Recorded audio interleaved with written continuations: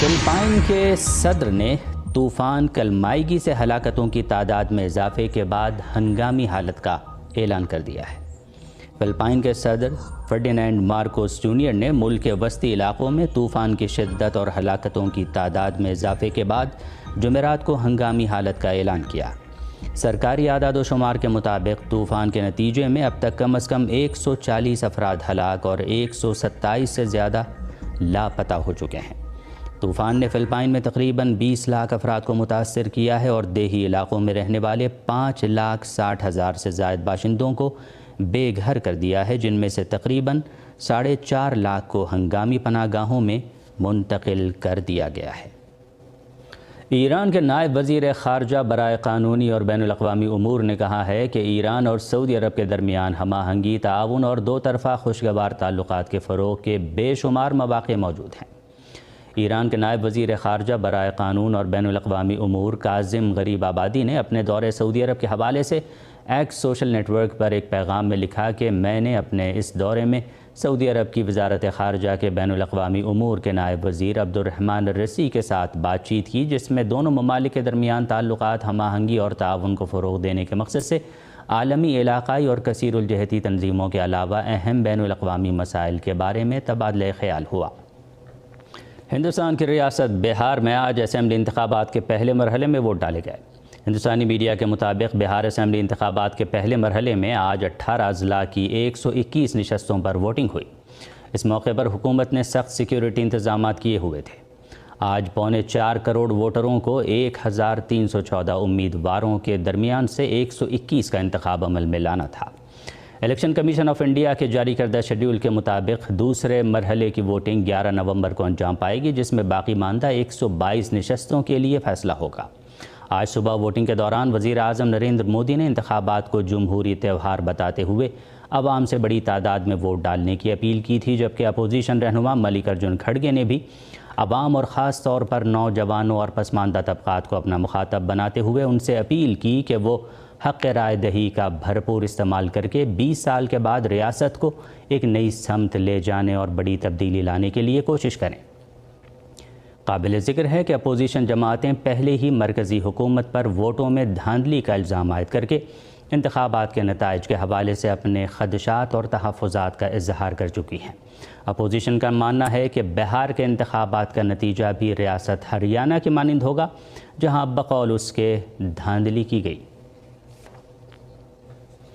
اقوام متحدہ کا کہنا ہے کہ غزہ میں فلسطینیوں کی نسل کشی جاری ہے اور صہیونی حکومت نے غزہ میں 119 مرتبہ جنگ بندی کی خلاف ورزی کی ہے۔ نیو یارک سٹی کے نو منتخب میئر زہران ممدانی کا کہنا ہے کہ وہ صدر ٹرمپ کا ہر سطح پر مقابلہ کرنے کے لیے تیار ہیں۔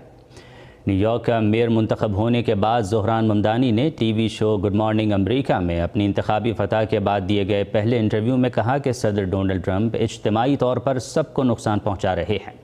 اگر انہوں نے فنڈ روک کر نیو یارک کے عوام کو سزا دی تو ہر سطح پر ان کا مقابلہ کریں گے۔ انہوں نے کہا کہ وہ نیو یارک کی بجٹ کٹوتی کے خلاف مزاحمت کریں گے اور ٹرمپ کی دھمکیاں دینے کا مقصد صرف خوف پیدا کرنا اور ان کو مرعوب کرنا ہے۔ واضح رہے کہ جیت کے بعد صدر ٹرمپ اور میئر نیو یارک کے درمیان ابھی تک کوئی رابطہ نہیں ہوا ہے اور زہران ممدانی کی کامیابی کو ٹرمپ اور ان کی پارٹی کی بڑی شکست قرار دیا جا رہا ہے۔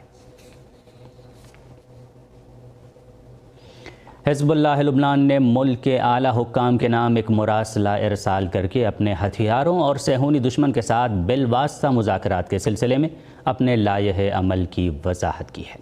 لبنان کے المنار ٹی وی چینل کی رپورٹ کے مطابق حزب اللہ لبنان نے صدر جوزف اون، اسپیکر نبی برری اور وزیر اعظم نواف سلام کے نام مشترکہ طور پر ایک تفصیلی مراسلہ ارسال کیا ہے۔ حزب اللہ نے اس خط میں قومی مفاہمت، اقتدار اعلیٰ کی حمایت اور لبنان میں امن و استحکام کے تحفظ کے لیے اپنے قومی موقف کو پیش کرتے ہوئے اسے موجودہ صورتحال میں لبنان کے مفادات کے تحفظ کے لیے ایک مؤثر راہ حل قرار دیا ہے۔ خط میں آیا ہے کہ حقائق اس بات کی نشاندہی کرتے ہیں کہ لبنان اور حزب اللہ جنگ بندی معاہدے پر سختی سے کاربند ہیں، مگر صہیونی دشمن زمین، سمندر اور فضا سے جارحیت کر کے اس معاہدے کی مسلسل خلاف ورزی کر رہا ہے۔ خط میں مزید کہا گیا ہے کہ اگرچہ بعض لوگوں نے حزب اللہ کو غیر مسلح کرنے پر مبنی حکومت کے عجلت پسندانہ فیصلے کو صہیونی دشمن اور اس کے حامیوں کے لیے لبنان کی طرف سے خیر سگالی کے اشارے کے طور پر ظاہر کرنے کی کوشش کی، لیکن دشمن نے لبنانی حکومت کی اس غلطی کا بھرپور فائدہ اٹھایا اور اپنے جارحانہ اقدامات کی روک تھام کو اس بات سے مشروط کرنے کی کوشش کی کہ پورے لبنان میں مزاحمتی قوت کو غیر مسلح کر دیا جائے، جبکہ اس کا ذکر نہ تو جنگ بندی معاہدے میں شامل ہے اور نہ ہی یہ قابل قبول ہے۔ حالیہ دنوں میں جنوبی لبنان کے علاقے قنیطرہ کے مختلف علاقوں پر صہیونی فوجیوں نے وسیع حملے کیے ہیں۔ بعض رپورٹوں میں ان حملوں میں متعدد شامی باشندوں کو اغوا کرنے کی بھی اطلاعات دی ہیں۔ شام کی سرکاری نیوز ایجنسی سانا کی رپورٹ کے مطابق صہیونی فوجیوں نے قنیطرہ صوبے کے مضافاتی علاقے رویہنہ پر حملہ کر کے ایک چیک پوسٹ قائم کی اور شامی شہریوں کی تلاشی لی۔ صہیونی دہشت گردوں نے اسی طرح صوبے کے مشرقی مضافات میں بھی پیش قدمی کی اور کان کنوں آلات اور بھاری مشینریوں کو اس علاقے میں جانے نہیں دیا۔ العربی الجدید نے شام کے گولان انسٹیٹیوٹ کے پریس آفس کے سربراہ کے حوالے سے خبر دی ہے کہ اس انسٹیٹیوٹ نے ملک کے جنوب میں صہیونی غاصبوں کی جارحیت کے آغاز سے لے کر اب تک صہیونیوں کے ہاتھوں 39 شامی شہریوں کے اغوا کی رپورٹ اور دستاویزات فراہم کی ہیں۔ انہوں نے مزید کہا کہ اغوا ہونے والوں میں چھوٹے بچے بھی شامل ہیں۔ ایران، چین اور روس کے سفیروں نے IAEA کے بورڈ آف گورنرز کے اجلاس سے قبل ایران کے جوہری پروگرام پر ہم آہنگی کے لیے ویانا میں ملاقات کی ہے۔ ترکیہ کے وزیر داخلہ علی پرلیکایا کی قیادت میں اعلیٰ سطح وفد نے اسلام آباد میں نیشنل ڈیزاسٹر مینجمنٹ اتھارٹی کے ہیڈ کوارٹرز کا دورہ کیا۔ وفد کو ڈیزاسٹر مینجمنٹ میں ابتدائی warning system, real time data integration اور خطرے سے آگاہ کرتے ہوئے تیاری کے طریقہ کار سمیت NDMA کی ٹیکنالوجی پر مبنی تبدیلی کے بارے میں بریفنگ دی گئی۔ پاکستان اور یورپی یونین نے یورپی یونین کی تحقیقی سرگرمیوں میں پاکستانی اداروں کی زیادہ سے زیادہ شرکت کے لیے طریقہ کار تلاش کرنے پر اتفاق کیا ہے۔ اس حوالے سے اتفاق یورپی یونین میں پاکستان کے سفیر رحیم حیات قریشی اور یورپی یونین کے کمشنر برائے اسٹارٹ اپس، تحقیق اور جدت اینڈریا شوارٹز کے درمیان برسلز میں ہونے والی ملاقات میں طے پایا۔ ملاقات میں ہورائزن یورپ فریم ورک کے تحت پاکستان اور یورپی یونین نالج پارٹنرشپ کو مضبوط بنانے پر توجہ مرکوز کی گئی۔ پاکستان نے ہندو برادری کے ارکان کے اپنے سرزمین میں داخلے سے انکار کے بے بنیاد اور گمراہ کن الزامات کو واضح طور پر مسترد کر دیا ہے۔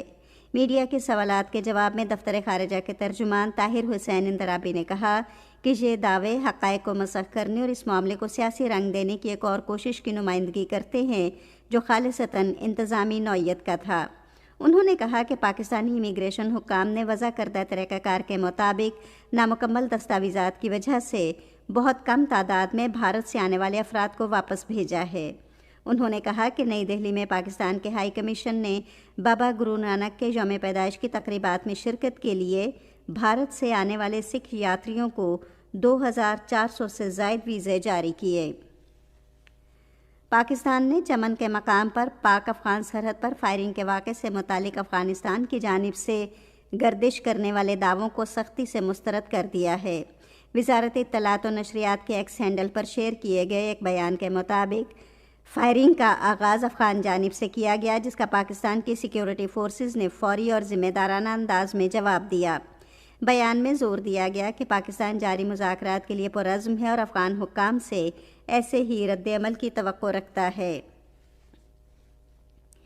عالمی ادارہ صحت نے غزہ میں بچوں کے لیے صحت کا ایک بڑا منصوبہ شروع کرنے کا اعلان کیا ہے۔ ایکس پر ایک پوسٹ میں WHO کے ڈائریکٹر جنرل ٹیڈروس ایڈھانوم گیبریئس نے کہا کہ اس منصوبے کے تحت تقریباً 44,000 بچوں کا علاج کیا جائے گا۔ دوسرے ایک روزہ بین الاقوامی کرکٹ میچ میں گزشتہ رات جنوبی افریقہ نے پاکستان کو 8 وکٹوں سے شکست دے دی۔ پاکستان نے پہلے بیٹنگ کرتے ہوئے مقررہ 50 اوورز میں 9 وکٹوں کے نقصان پر 269 رنز بنائے۔ جواب میں جنوبی افریقہ نے مطلوبہ ہدف 40.1 اوورز میں 2 وکٹوں کے نقصان پر حاصل کر لیا۔ پاکستان اور جنوبی افریقہ کے درمیان تیسرا اور آخری ون ڈے کل اسی مقام پر کھیلا جائے گا۔ میچ سپہر 3 بجے شروع ہوگا۔ اور اب موسم کی صورتحال۔ محکمہ موسمیات کی پیشگوئی کے مطابق آئندہ 12 گھنٹوں کے دوران ملک کے زیادہ تر حصوں میں موسم خشک جبکہ پہاڑی علاقوں میں سرد رہنے کا امکان ہے۔ پنجاب کے بعض میدانی علاقوں میں صبح اور رات کے اوقات میں اسموگ اور کہیں کہیں ہلکی دھند چھائی رہے گی۔ آج صبح ریکارڈ کیا گیا بعض شہروں کا درجہ حرارت: اسلام آباد، پشاور اور Muzaffarabad 9 degree centigrade, Lahore 16، Karachi 19، Quetta اور گلگت 2 اور Murree 7 degree centigrade. Srinagar, Leh, Pulwama, Anant Nag, Shopian اور بارہمولہ میں موسم سرد اور خشک رہنے کی توقع ہے جبکہ جموں میں موسم خشک رہے گا۔ آج صبح ریکارڈ کیا گیا درجہ حرارت: سری نگر، پلوامہ اور شوپیاں میں 3 ڈگری سینٹی گریڈ، جموں 10، لے -5 جبکہ اننت ناگ اور بارہمولہ میں 4 ڈگری سینٹی گریڈ۔